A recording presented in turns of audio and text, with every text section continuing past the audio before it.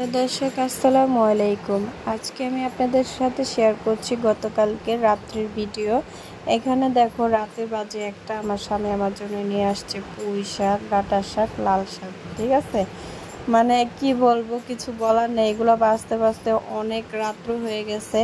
তা আমাদের মা ছেলের শরীর ভালো না, আমার ছোট ছেলেটা অনেক অসুস্থ। হ্যাঁ, আর তার উপরে আমার জ্বর ঠান্ডা। আর এখানে লাল শাক, তারপর পুঁই শাক, ডাঁটা শাক এগুলো নিয়ে আসছে। এগুলো বাঁচতে বাঁচতে অনেক রাত্র হয়ে যায়। হ্যাঁ, তোমরা ভিডিওটা দেখে বুঝতে পারবা যে অন্ধকার টাইপের, বেশি একটা আলো নাই। তো এখানে অনেক রাত, তো স্বামী যখন নিয়ে আসছে আর কি করার।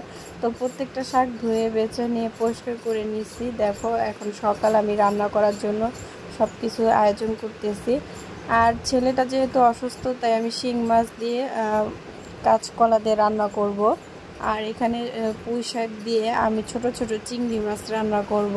তো আর দেখতে পাচ্ছ ভিডিওতে মাছগুলো ভালোভাবে ধুয়ে পরিষ্কার করে নিয়েছি। আর কাঁচকলাতে একটু হলুদ আর লবণ দিয়ে ভালোভাবে ধুয়ে নিয়েছি। আর একটা কড়াইতে এখানে তেল গরম করে নিচ্ছি। তেল গরম করে পেঁয়াজ কাঁচামরিচ একটু ভেজে নিব।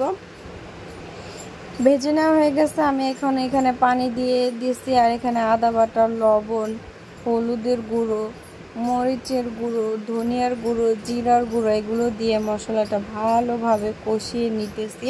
তোমরা আশা করছি ভিডিওটা দেখে বুঝতে পারছো যে এতটা কষানো হয়েছে যে উপরে যে তেল ভেসে উঠছে। আর এখন আমি একটু পানি দিয়ে দিচ্ছি।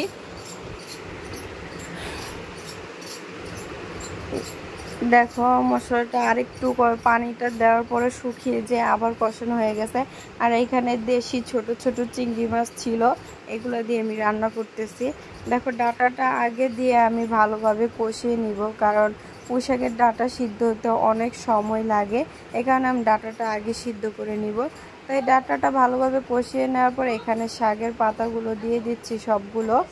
দেখো আমি সবগুলো সবজি ভালোভাবে কষিয়ে নিব। দেখো ভালোভাবে কষিয়ে নিচ্ছি। আর এখানে কিন্তু আমি বেশি পানি ব্যবহার করি নেই, অল্প পানির ভিতরে আমি রান্নাটা করছি। আর এই দেখো তরকারিটা রান্না হয়ে গেছে। আর খেতে এতটা মজা হয়েছে, চিংড়ি মাছের, ছোট চিংড়ি মাছের ফ্লেভারটা এত ভালো লাগে।